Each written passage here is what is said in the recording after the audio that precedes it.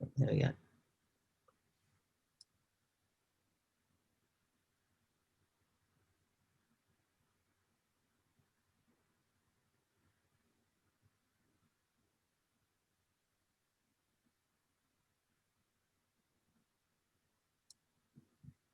Okay, ladies and gentlemen, welcome to the lunchtime keynote. Everyone's slowly filtering in. I can see the participants slowly filtering up. So this is a lunchtime keynote. So go and while we've got a minute or so, go and grab a cup of coffee, grab a sandwich or your noodles, put on your Zoom slippers, pet the dog that's surely sitting at your feet right now as you sit at home during COVID-19, and get ready for some really interesting learning across our lunchtime keynote. And it is a webinar, so if you want to pick up your laptop and carry it into the kitchen and make your coffee while you're listening to Kate, then I'm totally on board with that. We won't see you do that, so that's fine, just as long as you're listening in. So everybody is slowly filtering in for us. So without too much further ado, what I'm going to do is I'm going to introduce our presenter for this lunchtime keynote. And I did a Google. I thought, how do I introduce Kate? And I did a Google, and I found one of those sort of staid introductory sort of paragraphs on LinkedIn, and I read it and I went, that's really unexciting. I don't really like that very much. It's a bit boring. So I thought, while I'm sure it is exciting that Kate is a cultural sociologist with scholarship in the area of culture, language and interaction and storytelling and community membership, I think the reality is most of us know Kate, notwithstanding Helen's comments this morning about Kate, which were very flattering. We know Kate because she's an expert in distance education. And that's actually where I met Kate when I first came to the Brisbane campus. She was a new academic on Brisbane campus. We were all there and she'd arrived and she was trying to find herself, and I realised that she knew distance education. And so for a number of years, Kate and I worked in the communal sort of space there in the Brisbane campus, peering up over those little meerkat cubicles, and I would ask Kate all sorts of difficult questions about distance education for my class, and that's how I got to know her. So I am not surprised at all that several years, I won't say how many years, but several years into the future, she now leads our Learning, Design and Innovation Directorate, and also is an expert, as I said, in hyperflexible and distance learning with various degrees of part of our Be Different platform here at CQU. And so what Kate's going to talk to us about today is she's going to talk to us a little bit about hyperflexible and distance education. And she's also going to talk to us a little bit about that topic that Helen made clear was so important this morning, which is scholarship and how we act as scholars. And so the official title of her presentation, you can see it up there, is on genre, mastery, scholarship and adaptation in times of crisis. And so without further ado, I will introduce you to Professor Kate Ames, the Director of Learning and Teaching, Design and Innovation here at CQU. Go for it, Kate. Thank you, Michael, and everyone for the opportunity to speak today. So my title is a surprise. I know people on the program have just seen Keynote, and so I was like, oh, what is she going to talk about? So hopefully I don't disappoint. Before I start, I'd just like to acknowledge the traditional owners of the land on which we're meeting around the country today, and pay my respects to elders past, present and emerging. So I'm going to talk about genre, about mastery, about scholarship and adaptation in what we're calling the times of crisis. So a little bit about me. So why am I in a position to talk to you, and what's some background? So there are many people who know me. It's like, oh, boring, Kate keeps talking, or her again. But just for those of you who don't know me, a little bit about me. So I have been an academic working at Central Queensland University now as a full-time academic since 2001, but I've been teaching in distance and on campus since 1995. I was the editor of a national magazine, Newsstand magazine, when I came to move to Rockhampton. And back then, distance was a very different beast. I taught desktop publishing. It was a very technical course. We had to teach practical skills. And so I have done that pretty much for my entire career since, and have never sought to go anywhere else.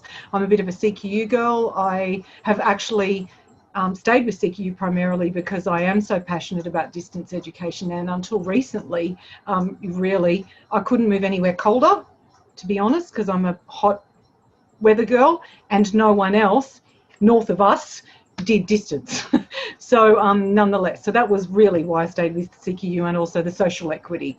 You know, I've always been a passionate advocate for social equity.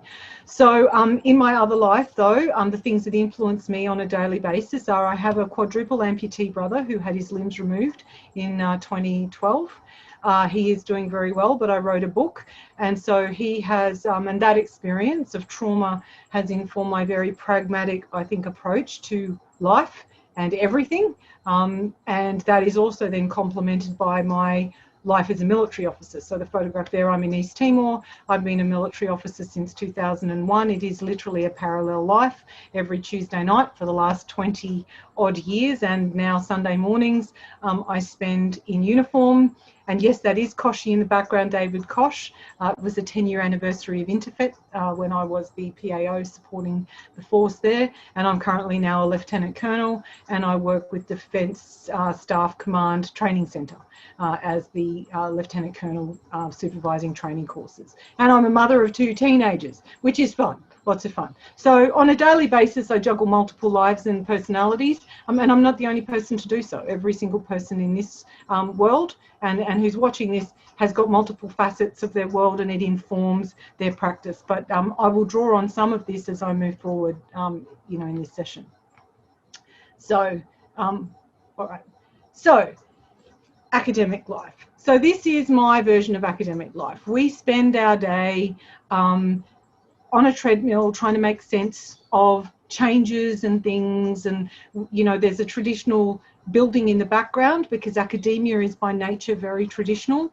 We are beholden to students, and we are beholden to the thing that is a term, so, or session, or whatever language you might use to define that. So the treadmill at Harvard, I talk about, you know, I've written a book on time management for academics and the overwhelming life that is academia. The treadmill for somewhere like Harvard's been going since the 1600s. You know, the treadmill for CQUniversity, the term 1, term 2, term 3, term 1, term 2, term 3. We've been doing 3 terms at CQU for well and truly over a decade now. And that will never, that won't change for the foreseeable future until we can, it just, there's always going to be a time for teaching. So my experience is informed by that.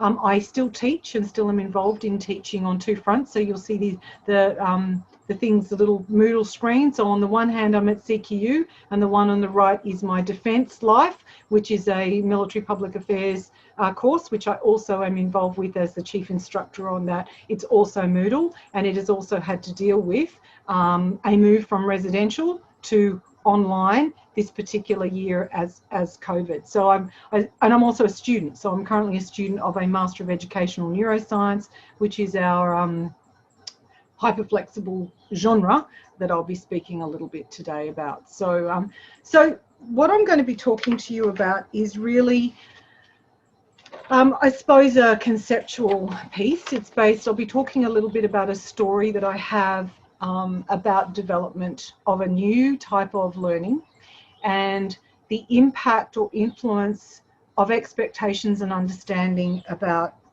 genre.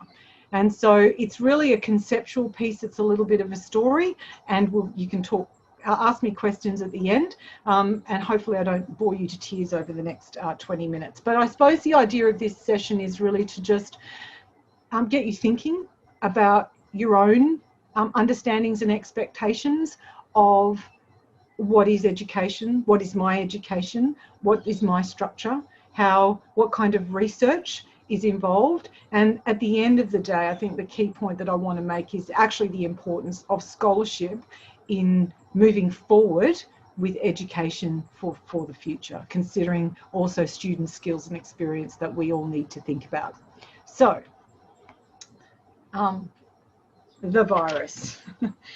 Clearly, we are all impacted by this, and it's gone on much longer than anyone initially thought. And what that has meant is that what was initially a blip is now really a fundamental shift. So, and it's a shift in thinking. And so it's not necessarily in what we're doing. So we, for example, at CQUniversity have been doing Zoom for years, literally years, half a decade we've been using Zoom. My understanding is that at the beginning of this year, CQUniversity was one of the largest corporate customers of Zoom in Australia because we have always been a distance provider. We've been using breakout rooms for years, for example. We've been doing this stuff for years. What has been different from my perspective is the acceptance of this now. So where a year or two ago, it was a bit of a battle to even get anybody to do a video conference. You know, I recall sitting with a research team, there were a large group of us meeting in Brisbane. We were required to fly to Brisbane to actually meet. And then we lost, apparently the feedback was we lost the grant because they could not understand how we could communicate and work together as a team because we didn't all live in the same place. So what the virus has done for us, particularly in distance education, is actually normalize what for us, or many of us, has been very, very normal for a long, long time. So what that then has done is it's made it easier to push ideas, you know. So what would have been resistant a year ago, even 6 months ago now, is you know, oh, okay, we can do that. And I certainly have been seeing this, for example, in my defence environment, where previously it was, oh no, we need to have residential, and certainly also at CQU, we need to come on campus. But now let's think about how to do stuff differently, purely because we have to, and we don't want to spend $4,000 putting you into quarantine when you fly back from Sydney to Brisbane, you know. So the pragmatics of what is going on in Australia is influencing the way we think about our learning design. And so the point that I suppose I make is that everything new that seems to be new is actually possibly a little bit older than we think, you know, from a distance, you know, and learning perspective. And we've seen this repeatedly. But it raises the very significant question about what does education look like?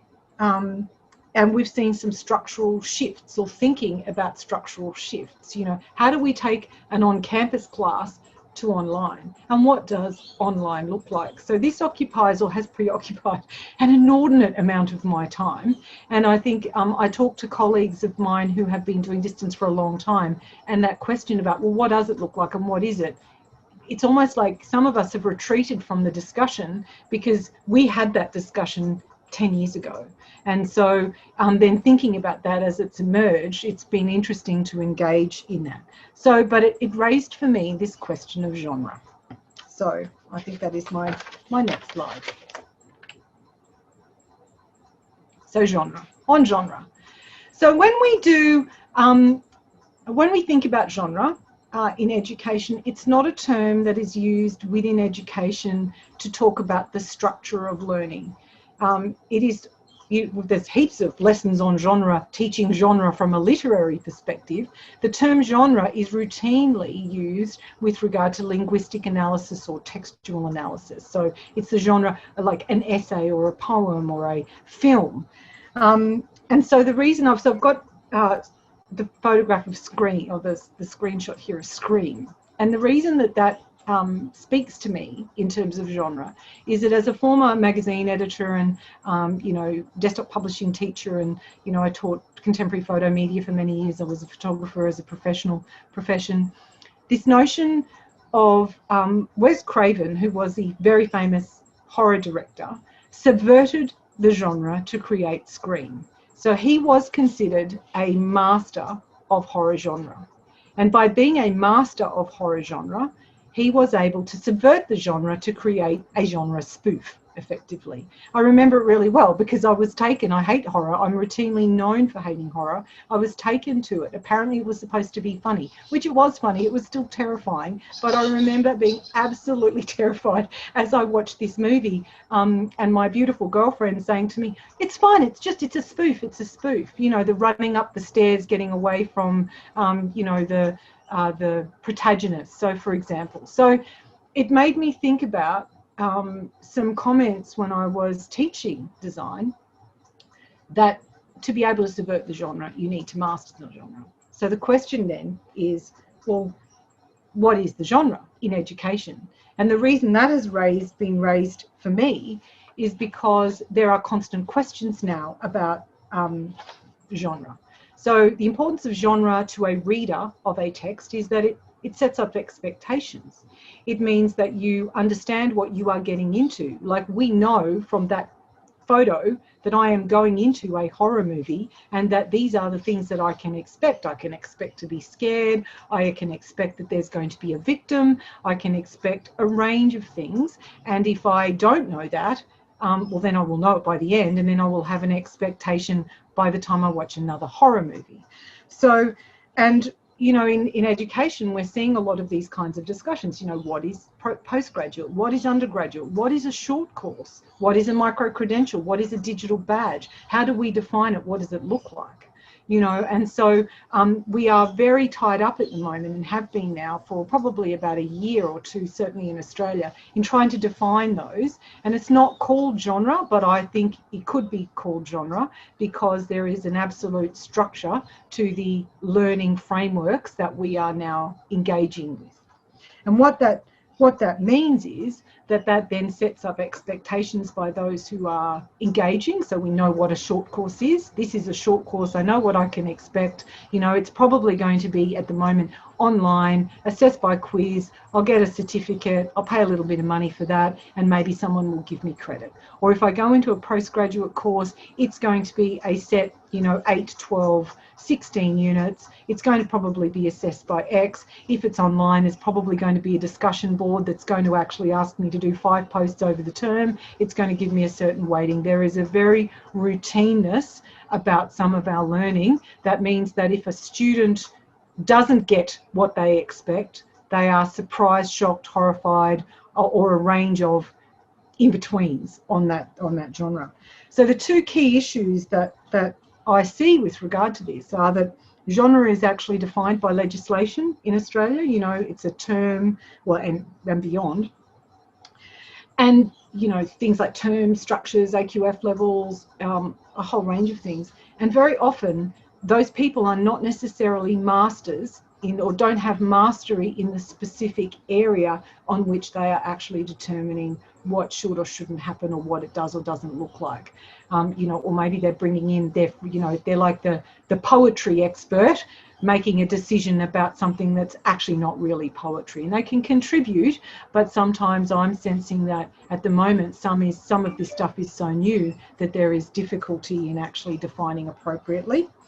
And the second issue is that the new structures are sometimes built by people who lack mastery, or groups or organisations who lack mastery in the bigger picture, for example, in a broader sense. You know, so the literature that we have, or scholarship in education, is very defined by silos. You know, this happened in my school or in my area or in my discipline, and that's it. So, and I'll talk a little bit more about that later. So why is this a problem? This is a problem because things are changing. So this photograph is 1912 at the University of Iowa. Now, technology aside, it looks largely like any lecture theatre at any large university for you know, it's certainly at CQUniversity, it could be our building 32 point whatever, with a little bit of adaptation to lighting and screens at the front, you know, and definitely more comfortable seating. But overall, the only thing that I know to be true about this photo, if we were to think ahead in 2120, is that there will still be people in the room, unless but we're not going to get taken over by robots. There will still be humans in that room, and that technology will be influential to the classroom, and that people will probably still want to get together on the odd occasion. But will it dominate the education space? Absolutely not. No way at all, I think, and this is part of the fundamental shift. So, because I do think that we are actually at a turning point. So then let's talk about mastery, and I'll bring it all together at the end. So Malcolm Gladwell, very famously cited for his 10,000 hours of practice, which is also contentious. So psychology experts have challenged this premise that 10,000 hours of practice, and have said that, you know, we clearly need to do more than just practice. We need to have knowledge and skills and, you know, a range of other stuff. But nonetheless, I did reflect on this when I was going for promotion at one point, and thinking about, you know, was I a master? Could I demonstrate mastery of distance ed? And actually, 16 years at 40 hours a week roughly equates to around 10,000 hours, which was kind of like, it was a bit, and I thought, am I confident in my own practice at this particular point?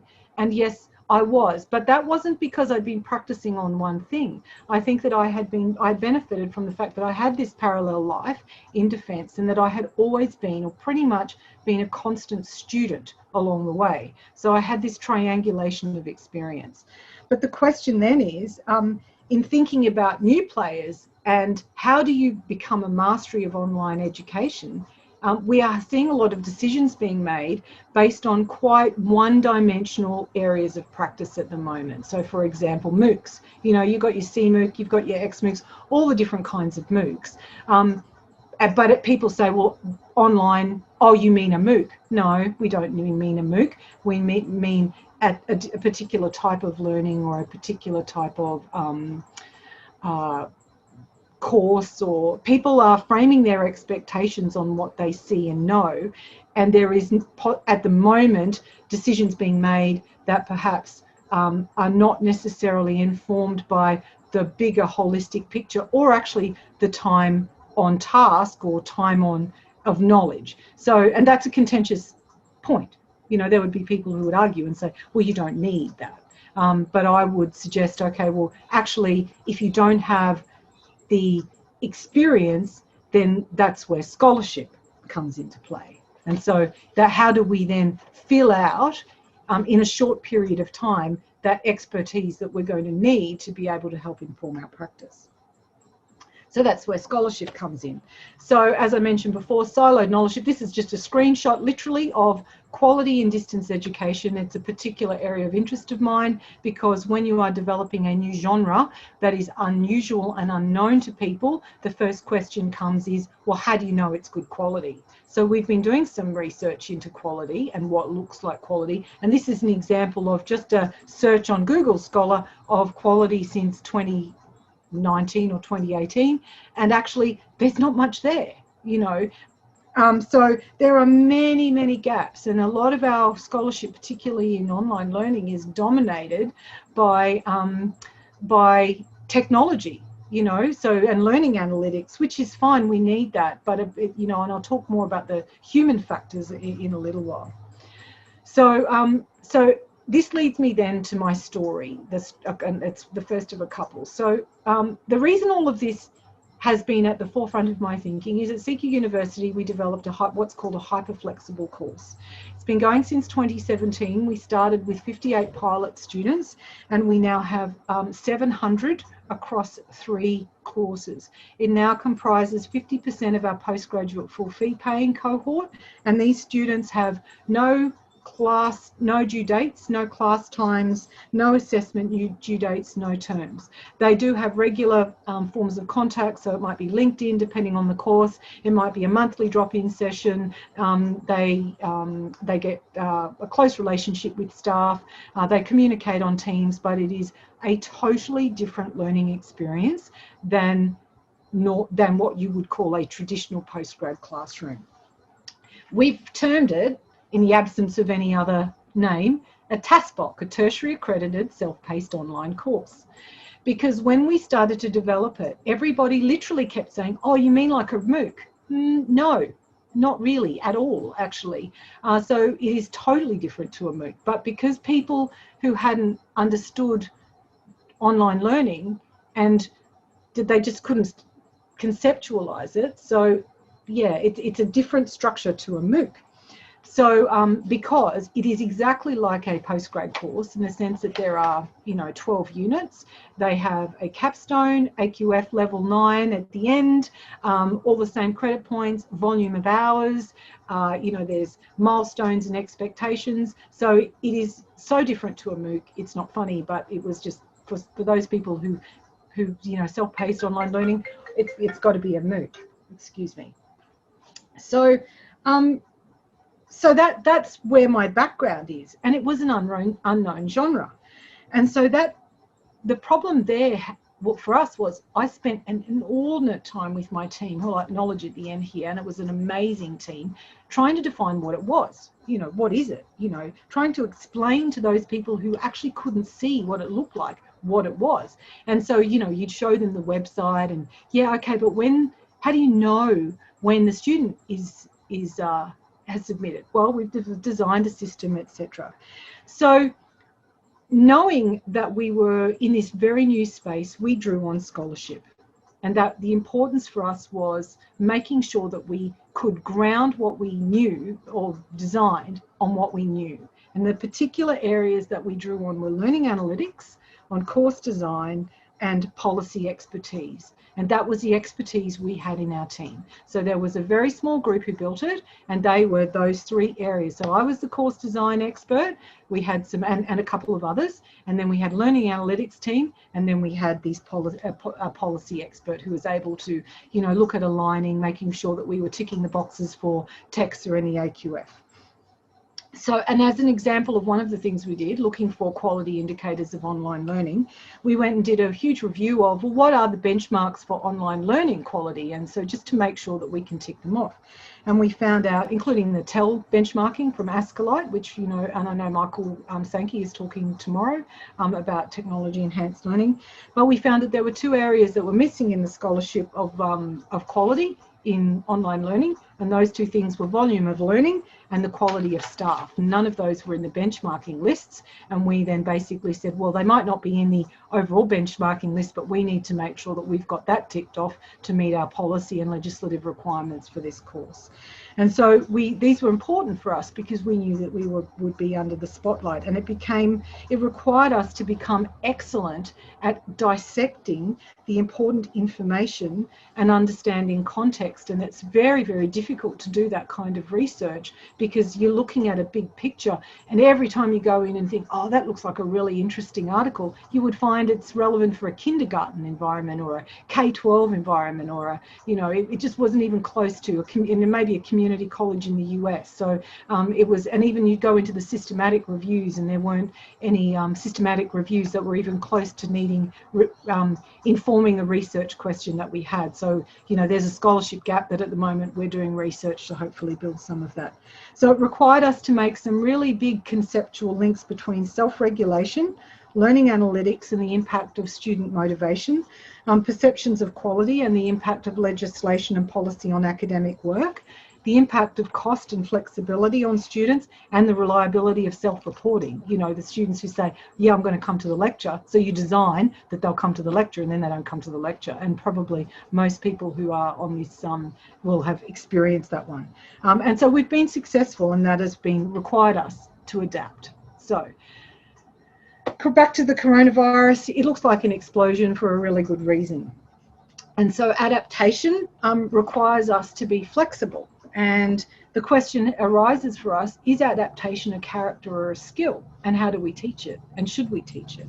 And so one of the things I'll just draw on my military life is the fact that I'm in my military life as a lieutenant colonel. This is me about to get on a helicopter to fly over water and land on a ship, and I was the coordinators, the ADF National Coordinator, Major General Jake Elwood's communications advisor, who came in 24 hours after Bushfire Assist was brought in. And so I worked with him very closely in the first couple of weeks, and we brought in 6,000 people in 7 days across 3 states. And at one point he had a notepad, and I remember saying to him, you know, hey, sir, like, you got notepad, you know, you could have anything. And he said, yeah, but a notepad works, you know. And it allowed him to be really adaptable and flexible. And it really struck me, you know, $1 billion bling, you can see the helicopter in the background there, but the key issue that his focus was on enabling himself to be adaptable and flexible and focusing on people. And those two things were really really good lessons for me, because a notepad doesn't need charging when you're out around. You know, you're kind of self, you know, you're self encapsulated, I suppose. You lack dependency. It's an enabler, funnily enough. So thinking very carefully about what is the right thing for the right moment and how you can be adaptable was a really good lesson. And it then highlighted for me the importance of systems, which we had already learned in the hyperflexible journey, and the importance of supporting people and remembering the human factors approach.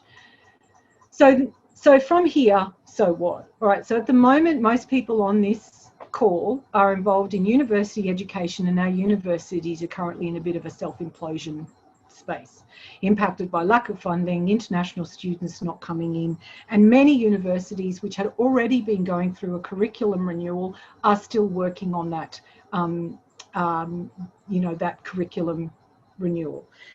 We're doing it at CQUniversity, and one of the things that I'm grappling with is the fact that as we refine and revisit our curriculum, we are looking to structure it more streamlined so that the students are more guided into their course, which is great for their experience. But how is it good for teaching them about adaptability? You know, if we set students up so that they know about everything that they do along the way, where are we going to teach them about what to do when things go wrong? And this is the thing, I think the lesson that we've learned from COVID is that adaptability is critical.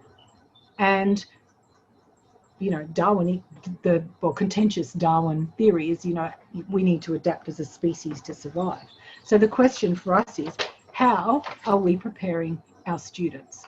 If we are locking down our structures and setting our genres in our education so a student knows when they come into a short course, they're going to do 10 hours, they're going to do a quiz, they're going to get a micro-credential, they're going to be able to do this linear kind of education, when in fact that's not just how the world is going to work, perhaps. So the question that's occupying me at the moment is about the future student, you know, and are we preparing them to be adaptable? You know, at CQUniversity, we have social innovation as a graduate attribute. Certainly some universities have adaptability as a graduate attribute, a specific graduate attribute. But, you know, how do we teach them to make sense out of chaos? How do we teach them to lead in the absence of leadership and in the absence of direction? And is that important? So, for example, a really good example would be where you have a course that's got no content, but it's got learning outcomes, and then you help the student, you give them a mess, an absolute mess, and one of the outcomes is they have to make sense of the mess, you know, and some people would go, well, that's just pointless, but actually it's teaching them a skill that may be then useful. If you designed it correctly, that would be useful for the future. So what we do need to be really careful of when we're designing new courses and thinking about new genres is creating set models that enforce set thinking in students that don't set them up well for the future. So the future education, and this is one of my concerns, I suppose, and so coming back to the genre piece, is the issue of formularity or a formulaic approach and model to this type of course. So you'll see on the right there, CQUniversity has got four courses up on FutureLearn in our educational neuroscience model. And when we were working with FutureLearn, one of the comments with one of our course designs was, oh no, you can't work like that because the students won't watch it, that stuff is too long, because the learning analytics had said, well, students don't watch after a set point. But actually what we found, and we've had more than 40-odd thousand students go through these now, is that actually some do. It's a little bit like that self-reporting issue, is that the learning analytics might say one thing, but actually the student experience and the feedback was another. So you might have 75% of students don't watch it, but actually 25% do. And therefore it is worth thinking about how you actually then design. So it did highlight for us this kind of experience that where we were getting feedback by some designers on what it should be, we fortunately had a bit of a background to say, actually we're quite experienced in this area, so we're actually going to be okay, we'll back ourselves on this, and it ended up being a good bet. But that's where I suppose being informed by scholarship and the knowledge was really useful. So back to genre. We need to know more about what interlinks between the educational genre, and we need to know more about scholarship. And these are the things that we've learned, for example, from our hyperflexible model. We've rethought group work, you know, Vygotsky, social constructivism, all of the stuff we know about group work or social work, for example, and the work that we do to try and enable students to work in groups. Increasingly, students don't necessarily want to work in groups, or they don't want to work in groups of people they don't know. Now, maybe that is a good skill to have, is to learn to work with people that they don't know, but maybe that's contextual. So we've been really rethinking what we know about that. You know, so there's a list here of some of the key learnings here, obviously not for everyone. What we found is that, like the old days of distance learning, in our new model where there is no structure, students' leadership will emerge and ad hoc groups will also emerge, but they emerge online. We've also found that more revision has emerged in the absence of deadlines. It's therefore taking longer, students longer. And I have to say, I'm doing my Master of Ed Neuroscience. It's taken me, I don't know, I've watched a 1.5 hour lecture of Louis Cozzolino. It's a keynote speech, and I've watched it many times, because it's really, really interesting, and I don't get it the first time around. So I literally, you know, it's taking me a long time to go through it, because I'm not in a hurry. I don't need to finish it this week. I can actually keep going back to it. So we've also seen submission phobia, which is a well-known, it's that submission phobia we know occurs. It's even worse when you don't have a deadline. So, you know, tracking things like that. You know, we've also seen that individuals stand out. We've seen that pedagogy, you know, they're not going for the bling, they're actually going for the learning, and it takes more time. That actually does support the knowledge that in MOOCs, that comes from MOOCs, where one of the reasons for attrition in MOOCs, the MOOC environment, is that students are learning for the sake of learning. They're not necessarily learning for the sake of the qualification. We've certainly found that in our students who are learning in this degree, not necessarily, and they've said clearly, they're not necessarily learning for the qualification, they're learning for the sake of learning. So it is in fact actually taking them more time. We are hoping, obviously, that we get them through to the qualification stage. So it's been a different approach. So in bringing it all together, so human factors is the key. You know, so we'll hear a lot about technology and distance education, but my question, and I suppose challenge to everybody in their scholarship, is to remember the human factors. And certainly from some of the stuff that I've been seeing this morning, and I'm sure I'll see over the next day, I think that is at the forefront for many researchers. There remain many don't know answers, but thinking about how your research or our scholarship fits in and conceptually links with others, it's really, well, is it easy? It's not easy. It's never easy to do research or scholarship. But you know, it's really tempting to just do what we know, and trying to think about how you pick up and take a broader approach is I think it's a challenge for us as education researchers. Considering formats and forms of genre, and rely on mastery, and mastery comes from scholarship and practice. In the absence of the 10,000 hours or the 16 years that you may have to get to a particular point, then the only way to shortcut that is to really take scholarship really, really seriously. And then also thinking about adaptivity for our future skills is particularly important. So our TASBOC remains unique currently in the sector. It will grow, and the two things I think that we know to be true in an environment that is still emerging, the truth is still emerging, is that people will always want to learn. And in a work environment, people will always need qualifications. You know, that you can do as many short courses as you like. What they mean is the big question, and so that's one of the things that we're grappling with in terms of considering the genre. So you can have all these short courses, but what does a big qualification look like? What's the structure of that? How does it actually all come together? And so I will leave you with that final question. But as a very final, I just wanted to acknowledge the great team I work with.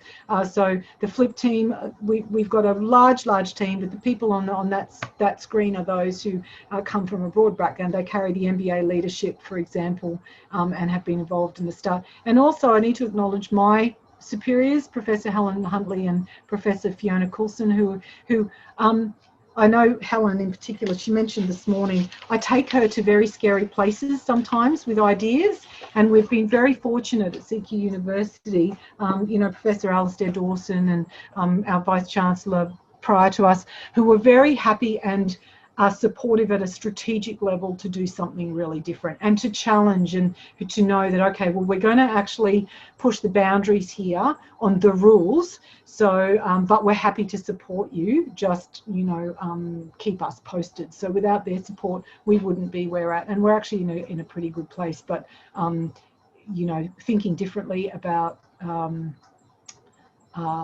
you know, education is what we need to consider. So that is it.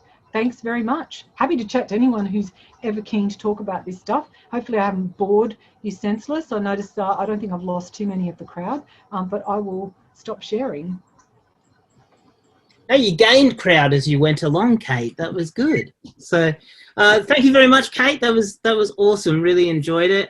There are a couple of questions in the chat, so I'm happy to field those for you. The first one was from Karen, who was asking you a little bit more about group work with Hyperflexible. I know you touched on this a little bit on one of your slides, but she was particularly noting this fact that group work is essentially very difficult with Hyperflexible. And so how do you deal with that, especially given that students don't really like group work? She highlighted that the students probably prefer it, but she's interested in how you deal with it. So the very simple question for us, Karen, was we know students, research tells us that students work best, or technically work best, when they learn in groups. I don't know, I think that one's open for question actually. But certainly we also know that students learn by sharing their practice.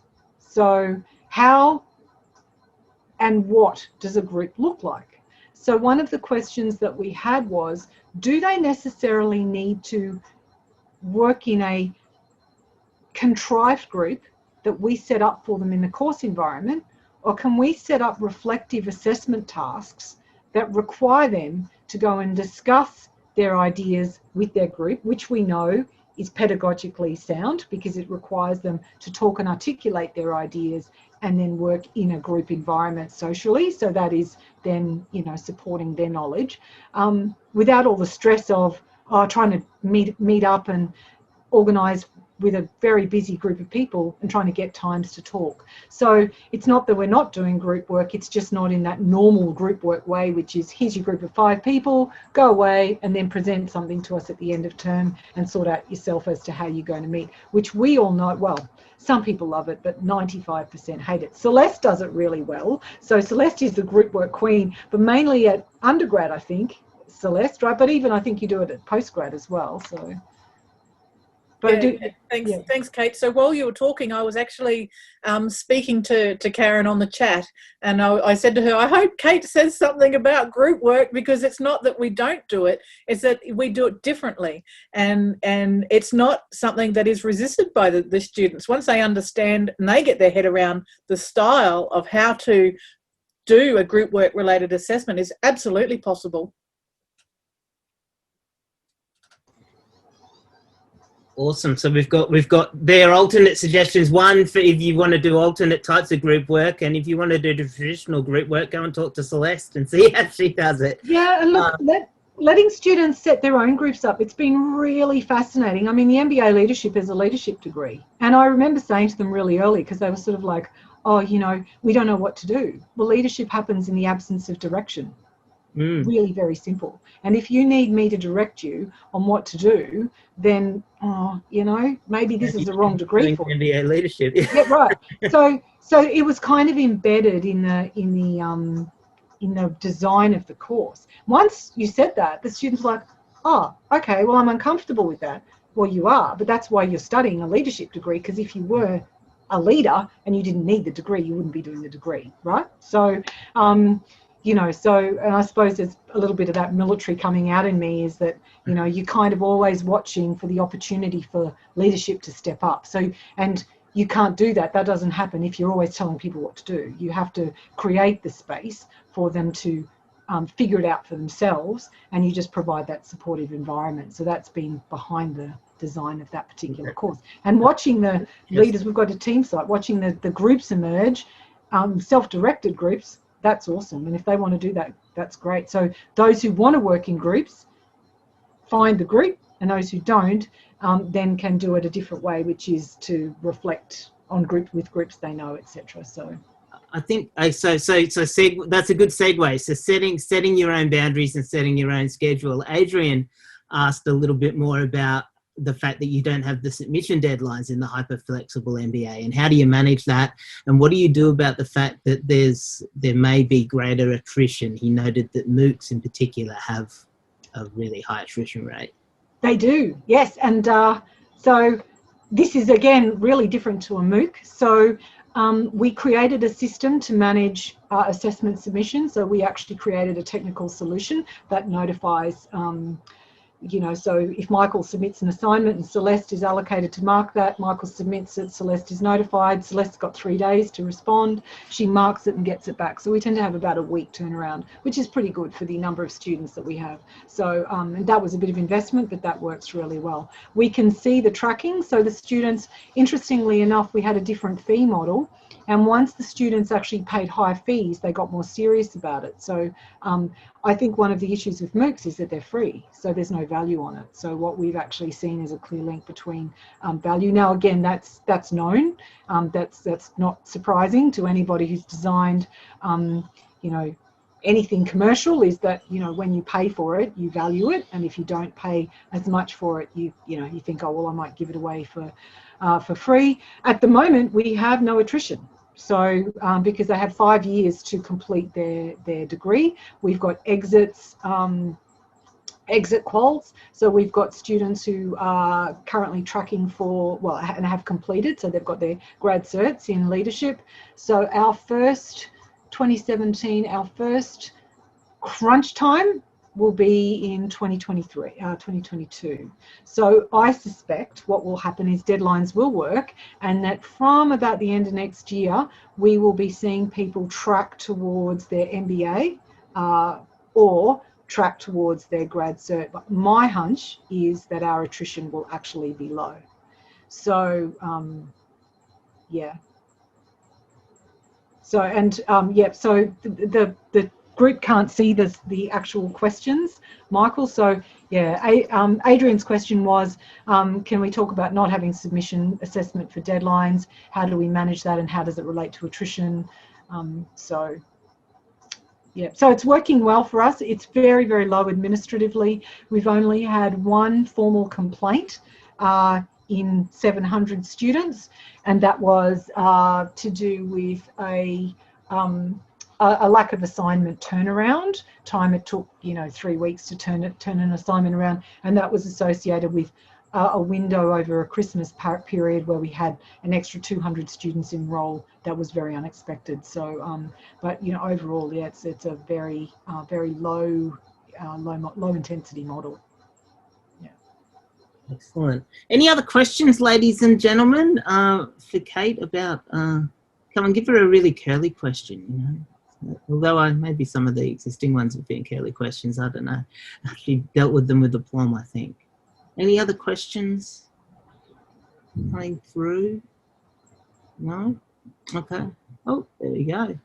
Another question from Adrian. Yeah, the markers love the ad hoc nature. So Adrian's asked, how do markers like the ad hoc natures of submissions? We absolutely love it. So I mark in it. This last couple of weeks, I have to say, I've been really super busy with another project. So I've actually been able to reject. So I get an invitation to mark. I reject that invitation, and it goes down the list because we have a group of allocated markers, so associated with assessments. So normally as an academic, you would have one unit and you would be looking after all the assessment in one unit. In this model, we have specialists working on one assessment. So I, for example, mark, because my background's in comms, I'm allocated to looking at the people and leadership culture, particular assessments throughout. And if I'm too busy, I'll just say no, and it will go down to the next person who's allocated to mark.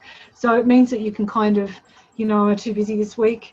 No, yes, yeah, I can take it, and then I'll get a reminder in 3 days, like, are you ready to mark? And we have a course manager. So it is a totally different model. And those people we've got mental health nursing, who have also got this, and the mental health nursing staff have reflected that they think that the students are getting higher grades, that the engagement is overall better. It's a different kind of engagement. It's almost like, as a staff member, you're not like the tutor, you are like a mentor or a coach, or you're kind of cheering on from the sidelines. So it's a very, very different approach. And what we've seen is a lot of resistance because people don't know what it looks like. So what I was talking about was that they don't know what it is. So the questions that you're asking are exactly the kind of questions, like, well, how does it work? Because it's different. So looks like you've got some converts. In particular, Adrian sounds like he's a convert. Certainly note down his email address. So if there aren't any other questions, ladies and gentlemen, Kate, if people are interested in Be Different... Sorry, Michael, there's Amy's asked a question in the question and answer. Okay. Oh, she has? Oh. Yeah. Do you think COVID will create learners who are more open to flexible styles of delivery and engagement? Yes, I do. I think that there are people who are more open to doing things differently. What I do think it has highlighted specifically is that online is really hard and it takes more effort. It takes more effort, and we know the research tells us about 25% more effort by staff and students.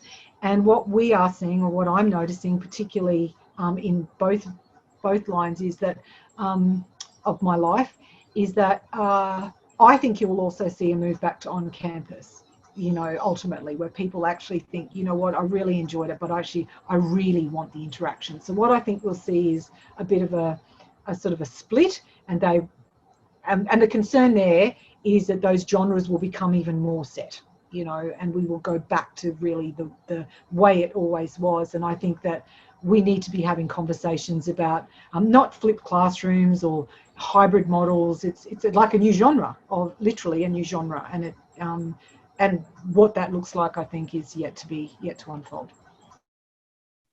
I think that's fascinating. Good luck with your move, Adrian. Adrian, for everybody who can't see that question, is moving to Cairns. I'm very jealous. Hot weather. He said he's going to work at JCU, so we're going to bring hyper flexible learning to JCU via Adrian. Yeah. Awesome. So, okay, well, we've got a few minutes left, ladies and gents, but so it's probably a good time to sort of wind things up, unless you want to field this one question from Mohammed on the Q&A, Kate, actually. What extent do you like to support students beyond academic learning? So I'm assuming that, you know, you're talking there about the kind of support you need to, is that pastoral care or the broader student experience rather than in the classroom? Because I do think that needs to be considered. I suppose that's why the hyperflexible model has worked. We did not see a blip. Literally, COVID happened, the world self-imploded.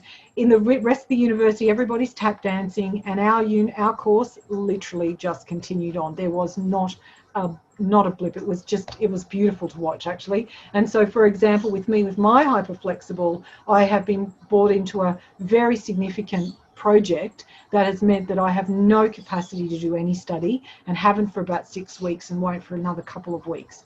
But in my hyperflexible model, it doesn't matter. I can just pick it up when I finish. Whereas if I had been studying by standard term, I would have had to withdraw, and I would have to go through the, you know, academic withdrawal, and then withdrawal without academic penalty. And yeah, it's just that ability to just pick up and know that over the next few months, over Christmas, while the kids are at the beach, I'll be able to, you know, sit on the sidelines and, you know, finish off my very interesting degree, because I'm really passionate about it. And what we see a lot is people who are really passionate about their learning have to drop for reasons not linked to their study. And the research again tells us routinely that attrition is generally related to non-study related matters. It is usually about outside of life stuff. And so universities need to adapt to that, I think, and think of different ways to do it. I think that's fascinating, this idea that hyperflexibility can allow for more informal pastoral care. They don't have to apply for the extensions formally and all of those things. That's really interesting. As you say, not a blip. Nobody noticed. It doesn't matter, yeah. Awesome. Awesome. Okay, so what I was going to ask you to finish us up, Kate, because we've only got a couple of minutes left, if somebody is interested in Be Different or interested in learning more about hyperflexibility, maybe with the idea of having a chat to somebody about doing a hyperflexible unit or course, who would be the best person for them to talk to? Obviously, you're one option, but is there anyone else in your team that they may want to... Yeah, look, so LDI at CQU.edu.au is a good, or me. I can just flick it on to anybody interested. Excellent. LDI, nice and easy to remember. Learning, design and innovation. I think Cherie's about to type it in. So thanks for the opportunity, everyone. Excellent. So just before you go, ladies and gentlemen, hopefully an evaluation link will appear in the chat for you for a moment. There you go, Cherie's on it. So click on that link for us, please, and let us know what you think. Apart from that, thank you so much for your time, and thank you so much, Kate. That was a really interesting presentation. If you go and have a look at the schedule, everybody, there are 4 rooms you can head off to now for 4 concurrent sessions, and we look forward to seeing you over there. Have a really good afternoon. Thanks, everyone.